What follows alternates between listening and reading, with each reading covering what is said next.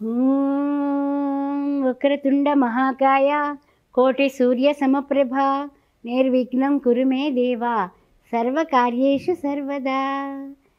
త్వమేవ మాతా చ పితా త్వమేవ త్వమేవ గురుశ్చ సఖా త్వమేవ త్వమేవ సర్వం మమ దేవదేవ అచ్యుతం కేశవం అని మనం రకరకాలుగా భగవంతుణ్ణి పూజిస్తూ ఉంటాం.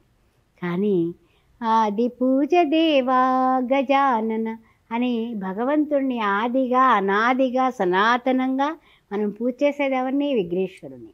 అలాంటి విఘ్నేశ్వరుడికి వినాయక చవితికి పిల్లలు, పెద్దలు, వృద్ధులు ఎవరైనప్పటికీ కూడా మట్టి వినాయకుడిని తెచ్చుకోవడం, పెట్టుకోవడం, చక్కగా అలంకరించుకోవడం, ఆ తర్వాత పూజించడం. పాలవల్లి ఆనవాయితీ ఉంటుంది కొంతమందికి ఆనవాయితీ ఉండదు. ఆనవాయితీ ఉన్నవాళ్ళు పాలవెల్లిని పెట్టుకొని పాలవెల్లిని కూడా చక్కగా మామిడాకుల తోరణాలు కట్టి ఆనందంగా మొక్కజొన్న పొత్తులు, పళ్ళు, ఫలాలు మంచిగా అలంకరించి దాని మీద 2 పుస్తకాలు పెట్టుకుని, అంటే సరస్వతి పూజ, విఘ్నేశ్వర పూజ ఏకదం చేసేస్తూ ఉంటారు. మరి ఎందుకు వినాయకుడు అంటే మనందరికీ ఇంత ఇష్టం? కేవలం నలుగుపిండితో చేసినటువంటి బాలుడే ఈ వినాయకుడా? లేకపోతే ఇంకెక్కడ ఉన్నాడు, ఎప్పటి నుంచి ఉన్నాడు, ఎలా ఉన్నాడు అని మనం ఆలోచించినట్లయితే, ఈ గణపతి పూజకి ఏం చేస్తామండి? మొట్టమొదట ఇంటికి మామిడి తోరణాలు కడతాం. చూడండి అదెంత ఆరోగ్యం. వర్షాకాలంలో వచ్చే భాద్రపద శుద్ధ చవితి నాడు మంగళ తోరణాలు కట్టుకుంటాం. ఇంటికి గడపకి పసుపు రాసి బొట్లు పెట్టుకుంటాం. అంతేకాకుండా దానిమ్మకాయలు, జామకాయలు, వెలగపళ్ళు, అన్ని రకాల ఫలాలతో, పుష్పాలతో గణపతిని, ఆకులు చూడండి, పత్రాలు చూసుకోండి. ఎందువల్ల అంటే భక్తి లేని పూజ పత్రికి చేటు అన్నారు. నిజమేనా అంటే నిజమే. మనం భక్తితో ఆయనకి దూర్వార పత్రం అని ఉంది. దూర్వార పత్రం అంటే ఏంటండి చెప్పండి? గడ్డి. అంటే ఎలాంటిది అది? ఆ యొక్క గణపతిని గరికతో పూజిస్తే ఆయన సరెండర్ అయిపోతాడట.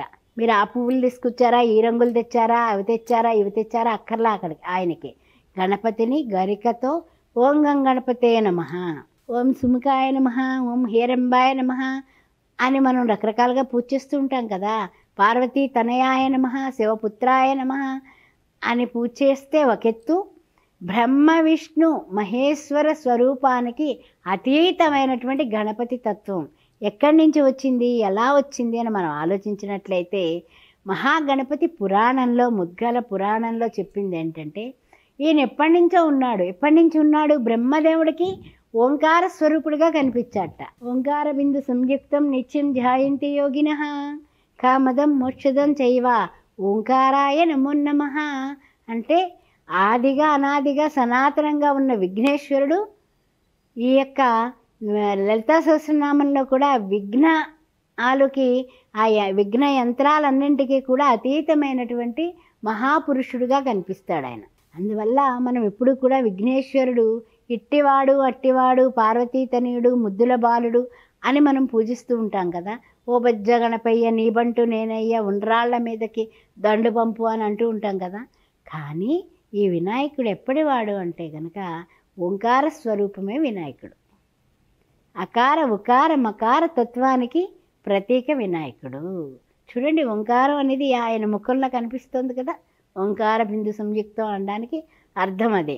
అదే కాకుండా కొంతమంది ఏం చేస్తూ ఉంటారంటే, మట్టి గణపతిని తీసుకొచ్చి పీటకి పసుపు రాసి దాని మీద చక్కగా బియ్యం పోసి తెల్లటి వస్త్రం పరిచి పసుపు కుంకుమలతో బియ్యంతో అలంకరించి ఆ వస్త్రాన్ని దాని మీద వినాయకుడిని పెట్టి మరి పూజ చేసేటప్పుడు పసుపు గణపతిని చెయ్యాలా వద్దా అన్నది పెద్ద డౌట్.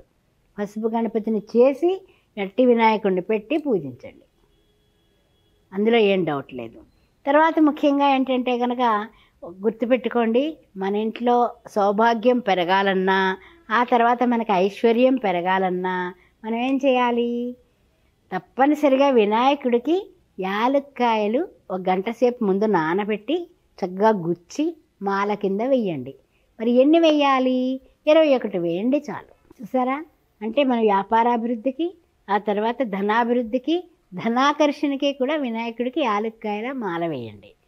పచ్చకర్పూరంతో ప్రసాదంలో పచ్చకర్పూరం వేసి పచ్చకర్పూరంతో మనం ఉండ్రాళ్ళు నివేదించినా ఏం పరమాన్నం నివేదించినా, కుడుములు నివేదించినా, చెప్పాలంటే మోదుగలు నివేదించిన మోదక హస్త గజాన్న అంటూ ఉంటాం కదా. అదేవిధంగా ఏ ప్రసాదానికైనా పచ్చకర్పూరాన్ని జోడించండి. లక్ష్మీ కటాక్షం, లక్ష్మీ గణపతిగా మన ఇంట్లో ఆయన తిష్ట వేసి కూర్చుంటాడు. తర్వాత ఏంటంటే అంటూ ఉంటాం కదా, చెరుకు గళ్ళు ఇష్టం కదా వినాయకుడికి, మరి చెరుకు ముక్కలు పెట్టాలిగా, పెట్టండి. అదేవిధంగా జున్ను ఇష్టం, పెరుగు ఇష్టం ఆయనకి. తర్వాత ఎర్రటి పూలిష్టం, తెల్లటి పూలిష్టం.